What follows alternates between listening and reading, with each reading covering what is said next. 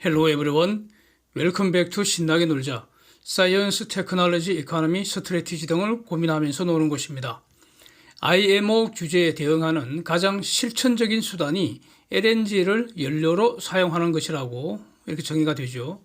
황산화물, 질소산화물 같은 오염물질 규제 and 탈탄소 규제에 대응할 수 있는 사실상 유일한 선택 수단이 LNG 추진 선박이라고 봅니다. 그래서 컨테이너선을 중심으로 탱크선, 벌크선 등 전 선종으로 확대되고 있습니다. LNG 운반선은 화물창의 자연기화가스를 연료로 사용할 수 있기 때문에 LNG 추진으로 하는 것이 절대적으로 유리한 상황이고요. 그래서 사진 보면은 LNG 추진 선박의 증가 현상을 보여주는데, 특히 표 볼 때 스크러브를 추가 장착해서 황 규제에 대응한 배가 4,700척이 넘습니다. 이거는 임시 변통에 불과해서 저거 전부 다 조만간 순차적으로 대체 선박을 새로 만들어야 하기 때문에 저 정도 상응하는 배가 앞으로 발주되게 된다는 겁니다. 대부분 LNG 추진 선박으로 변할 가능성 매우 높은 것으로 그렇게 봐야 할 것 같습니다. 이렇게 조선의 슈퍼사이클, 조선업의 슈퍼사이클이 진행되지 않겠습니까? LNG 추진 선박, 즉 LNG를 연료로 사용하는 선박은 주기적으로 연료통에 LNG를 새로 보충을 해줘야 합니다. 중류 추진은 기름을 보충하고 전기차는 배터리 충전하는 것과 같은 이치이죠. 선박의 추진 연료를 보충해 주는 것을 벙커링이라고 하고, LNG 벙커링은 LNG 추진 선박의 연료인 LNG를 다시 채워주는 겁니다. 사진처럼 트럭에서 배로, 파이프에서 배로, 또 저장 터미널에서 배로, 이렇게 할 수도 있고요. 선박에서 배로 이렇게 할 수도 있습니다. 그래서 이제 이 LNG 벙커링 이 비즈니스의 비즈니스 모델이 어떤가 간단히 한번 보겠습니다. 새로운 아이디어는 아니고, 가령 중류를 원료로 사용하던 시절에는 중류 벙커링을 당연히 했겠죠. 지금은 이제 중류는 지는 태양이고 LNG가 뜨는 태양이니까, 그래서 이제 윤석열 정부 말고 이전 정부에서 전국 항만을 중심으로 LNG 벙커링 사업하고, 그다음에 수리조선업 이거 상당히 이제 지원하려고 준비를 했던 것 같습니다. 물론 이제 수리조선 분야도 매우 중요하다고 생각하고요. 이제 벙커링에서 항만을 중심으로 한다는 것은 고객이 주유소로 찾아오는 일종의 벙커링이 주유소 개념이니까, 그러니까 찾아오는 벙커링을 비즈니스를 이제 생각했던 것 같은데, 물론 찾아오는 벙커링도 수요가 있을 것입니다. 그런데 이 글로벌 비즈니스 핵심은 해상에서 찾아가는 벙커링, 즉 쉽2쉽 방식이 주력이 될 것이고, 이것은 LNG 관련 기술을 핵심 사업 요소로 한다, 이렇게 볼 수 있겠습니다. 이 분야 일찌감치 눈독을 들이는 기업이 바로 한국가스공사, 코가스 아니겠습니까? 지금은 이 코가스가 하는 일이라는 것은 카타르나 미국이나 인도네시아, 말레이시아 저런 데서 대규모로 장기 계약으로 도매값으로 가스를 사와서, 그래서 통영이나 삼척이나 이런 전국 곳곳에 있는 수입 터미널에다가 저장을 해서 그걸 이제 기체로 만들어서 전국의 소비자에게 가스 파이프 통해서 이제 소매하는 거 아닙니까? 근데 이거 가격 올리기가 힘들죠. 기본적으로 정부에서 통제하는 것이고, 그래서 이거는 너무나 안정적인 비즈니스여서, 그래서 제가 보기에는 말이죠, 코가스 주식은 국채하고 비슷한 거 아니냐, 이자 대신에 배당받는 거 아니냐, 그래서 투자 수단으로서는 별 재미가 없는 거 아니냐 싶습니다. 네? 주식이라면은 좀 롤러코스터 타듯이 한번 빠질 때는 팍팍 빠지고 그래야지 재미가 있는데, 그렇습니다. 그래서 같은 가스를 가스 추진 선박의 연료로 팔아버리면은 서비스 내용이 다르잖아요. 그래서 훨씬 더 비싸게 팔 수 있는 거 아니냐, 이겁니다. 이게 벙커링 사업의 매력이 아닐까, 이렇게 보여집니다. 그리고 코가스는 한국의 대표적인 글로벌 선수입니다. 돈도 있고요. 또 잘 벌고 앞으로. 그래서 퓨처 캐시 플로우는 아주 빵빵합니다. 예? 그리고 기술도 거의 최고 수준이죠. 그러니까 인재도 끌어모을 수 있고요. 그리고 한편 벙커링 분야 사업 전망도 매우 밝다고 보기 때문에 그렇다면은 코가스가 세계 벙커링 시장을 장악해보겠다. 이런 목표를 세울 만하다고 봅니다. 예. 그래서 지금 이 시장은 LNG 추진 선박의 파생 시장이기 때문에 벙커링 시장도 앞으로 엄청나게 성장하리라고 보고요. 그래서 구체적인 시장 규모는 이제 뒤에서 보기로 하고요. 지금 아시아, 유럽, 북미 곳곳에 벙커링 허브가 생성되어서 지금 성장하고 있는 것으로 그렇게 보이기 때문에 말하자면은 글로벌 해상 부유식 LNG 충전 시장이 지금 거대하게 형성되는 초기 단계이지 않느냐. 그래서 코가스가 이런 비즈니스 전략을 세운 거는 잘했다. 이렇게 이제 평가가 되는 것 같습니다. 그래서 코가스는 이 분야를 이제 새로운 블루 오션으로 딱 찍고는 이미 사업을 본격 개시한 것으로 보이고요. 1년에 3가지 구체적인 액션이 과거에 이미 있었던 것 같습니다. 3가지를 한번 보겠습니다. 우선 금년 3월, 22년 3월에 LNG 벙커링 선박 K 로투스라는 것을 현대 미포에서 인도받았습니다. 즉 만들었다는 거죠, 현대 미포가. 그래서 요거를 쉘에다가 용선을 했습니다. 용선. 빌려주는 거 아닙니까? 그러니까 전세 또는 월세로 줬다는 거죠, 쉘에다가. 사진 배 모양입니다. 그래서 이게 이제 2019년에 대한해운과 이 코가스가 공동으로 쉘역에서 벙커링선 용선 계약을 수주를 했다는 겁니다. 그 용선 계약이라는 것은 우리가 앞으로 배를 만들 테니까 너가 전세건 월세건 사용해라 이런 계약이죠. 그리고 나서 딱 보니까 이게 뭐 사업성이 없고 일회성이라고 생각하면 그냥 뭐 별거 그 회사를 만들 것도 없이 그냥 그 발주하고 배 인도받고 용선하면 끝인데 딱 보니까 이게 비즈니스가 되겠구나 이렇게 판단을 했겠죠. 지금 저희 상상입니다. 그러니까 그 기회에 저 계약 한 건 딱 딴 거 그걸 기회로 KLBV 와인이라는 회사를 하나 만들었다는 겁니다. 코가스가 40% 출자하고 대한해운이 60% 일단 출자를 해서 그래서 그 새로 만든 신설법인이 현대미포에 선박을 발주해서 용량은 18,000 큐빅미터고요. 근데 18,000 큐빅미터면 벙커링 선으로는 거의 뭐 세계 지금 최대급입니다. 현재로서는. 이제 배를 이번에 금년 3월에 이제 다 만들었으니까 쉘한테 넘겨줬다는 겁니다. 네덜란드 로테르담 인근 해상에서 선박 대 선박 방식으로 이제 가스 벙커링 하는 업무를 지금 시작한다는 겁니다. 이게 본질이 뭐겠습니까? 일종의 해상가스 충전소 아니겠습니까? 유럽 벙커링 시장의 허브 중에 허브가 바로 저 지역 아닙니까? 저 뭐 빡빡하죠. 항상 복잡합니다. 항상 고객으로 넘치는 곳이죠. 그래서 허브 중의 허브에서 유럽 시장을 공략하기 위해서 지금은 아니죠. 지금은 그냥 빌려줬을 뿐이니까 본격적으로 글로벌 비즈니스 그 실전 경험을 지금 쌓고 있는 거 아니냐 이렇게 평가가 되고요.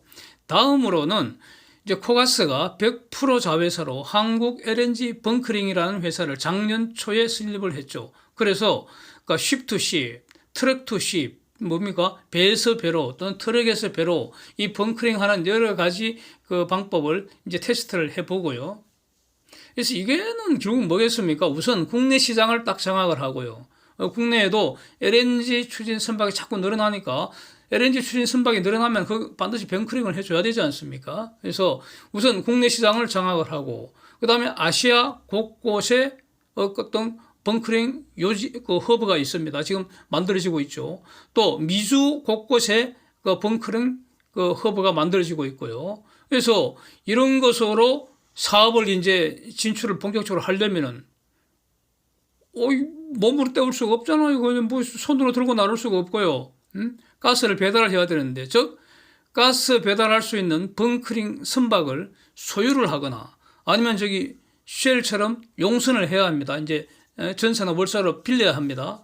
자, 이런 상황이기 때문에 배가 있어야 하니까. 그래서 코가스가 자회사를 통해서 직접 벙커링 1호 선박을 발주를 했다는 거죠. 7,500큐빅미터급으로. 그래서 현대중공업이 지금 만들고 있다는 겁니다. 내년에 인도를 받는다는 겁니다. 이거는 시장이 이제 앞으로 점점 급속도로 성장할 것으로 보고요. 그러면은 코가스가 순차로 벙커링선 발주를 늘릴 것이라고 봐야 하지 않겠습니까? 이게 시작이지 끝이 아니잖아요. 그 다음에 이제 세 번째 어떤 액션은 일종의 사업 준비 단계를 이렇게 하고 있었던 것으로 이제 봐야 할 것 같습니다. 한국의 화물창 KC2가 이제 기술 독립한다. 이런 이전 영상에서 KC1을 탑재한 선박을 174K, 이거 표준 사이즈, 아주 대형 선박 아닙니까? 이거 2척, 그 다음에 75K, 요거 2척, 이렇게 4척을 삼성중공업이 이제 건조를 했는데, 대형선 2척, 그 배 이름이 사진처럼 SK 세레니티, SK 스피커 요거였고요. 요게 바로 그냥 하자가 발생했다는 거죠. 그래서 이거를 수리를 한 번 하고 두 번 하고 지금 세 번째 수리 거의 마감이 된 모양인데, 대략 3년 세월을 거제 조선소에서 수리받느라고 다 보냈습니다. 안타까운데. 그래서 이걸 보기에 따라서는 저 완전 실패했다. 이렇게 할 수도 있겠지만, 저 수리하는 과정에서 다시 적지 않은 거 새로 배웠을 테고, KC2 그 개발할 때 다 반영이 되었을 거고요. 오히려 이제 주목해야 할 거는 소형 선박 2척. 그게 SM 제주 1호, 2호 이렇게 선박 이름인데, 이 경우 1호를 인도하기 전에 다행스럽게 대형 선박의 하자 사실이 발견이 돼서 이걸 바로잡고 나서 이게 출고가 됐다는 거고요. 2호선은 1호선보다도 더 이제 개선된 것 같고요. 그래서 하여튼 간에 지금까지 국내에서 계속 상업적으로 운항 중이라는 겁니다. 그래서 정상적으로 일단 기능을 수행하고 있고, 이거 실제 운행하면서 체크된 모든 사실들도 KC2 개발 과정에서 다 반영이 됐지 않겠습니까? 그래서 이 KC2는 조만간 발표될 거, 이거는 분명히 어떤 거 기대할 수 있지 않겠는가, 저는 그렇게 지금 판단하고 있습니다. 그러니까 화물창 부분 드디어 한국이 기술 독립한다는 거죠. 근데 이제 사진 한번 보시면은 이 제주 2호선을 LNG 운반선과 벙커링 겸용선으로 활용을 하기 위해서 오래전에 이렇게 준비를 했다는 겁니다. 그리고 이 배로 벙커링 실제 실행한 그런 현장 실증 테스트까지 다 했다는 겁니다. 이런 거 다 하고 나서 이제 자신감을 가지고 저기 쉘렌터 용선도 하고 별도 한국 벙커링 회사도 별도 만들고 이렇게 했다는 것이죠. 이제 또 다른 사진 하나 보면 이게 어저께 영상에서 제가 말씀만 들고 말았는데 다큐멘터리 영상을 제가 검색해서 찾아서 캡처를 했습니다. 즉 KC1을 장착한 SM 제주 LNG 2호선이 KC1 한국산 화물창 장착한 거 3층에서 LNG 싣고 제주 애월터미널까지 배달하는 다큐멘터리 프로입니다. 그 중에 일부를 캡처한 겁니다. 저렇게 잘 정상적으로 상업 활동하고 있습니다. LNG 벙커링이라는 것은 결국 LNG의 새로운 유통 방식 아니겠는가, 같은 가스를 더 비싸게 파는 기회 아니겠는가, 이렇게 말할 수 있을 것 같습니다. 그래서 가스가 당장 절실하게 필요로 하는 그런 고객한테 찾아가서 배달을 해주는 것인데, 이게 바다에서 해상에서 일어난다는 겁니다. 그래서 배로 공급하는 것, 쉽투쉽 방식이 트럭이나 파이프로 하는 것보다도 저는 훨씬 더 유리하다고 봅니다. 고객이 있는 바다로 가서 배달을 하기 때문에 장소적 제약이 전혀 없고요. 트럭이나 파이프는 결국 특정의 육지를 전제로 해서 해안 장소로 배가 와야 합니다. 그런데 본질적으로 배는 깊은 먼 바다에 떠 있어야 하는 거지, 해안가로 오면은 바짝 긴장해야 합니다. 매우 부자연스럽습니다. 마치 물고기가 육지로 올라오는 것과 비슷합니다. 좌초될 수 있잖아요. 해안가는 낮기 때문에. 그래서 해안가도 깊은 바다 선택해서 거기다가 뭘 추가 설비를 해야 됩니다. 돈 많이 듭니다. 그리고 주유소 한 곳에 모여야 되니까, 여러 배가 한 곳에 모여야 되니까 주유소 정체 현상 비슷하게 좁은 곳에 덩치 큰 배들이 벙커링 때문에 오게 하는 거, 저거 별로 좋은 아이디어 아니죠. 예? 그래서 하여튼 뭐 그런 수요가 있으면 할 수는 있겠지만 별로인 것 같습니다. 트럭이나 파이프보다 배로 배달해 주는 것이 찾아가는 벙커링이 같은 가스를 더 비싸게 파는 방법 아니겠습니까? 그리고 고객 입장에서도 더 비싸게 사도 기분이 좋을 것 같습니다. 그래서 이걸 이제 구체적 산수를 한번 해보면은 가령 18만 톤급 대형 그 화물선, 그게 이제 LNG 추진한다고 할 때, 그러면 연료 탱크 용량은 한 3,200 큐빅미터가 된다고 합니다. 이걸 트럭으로 벙커링 하려고 그러면은 트럭 한 대 용량은 아무리 커야 그 30 큐빅 정도밖에 안 되기 때문에 트럭 107대가 필요해서 한 열흘 정도 걸린다는 겁니다. 와, 연료 탱크 하나 채우는데 열흘 걸려서 그 되겠습니까? 안 되겠죠.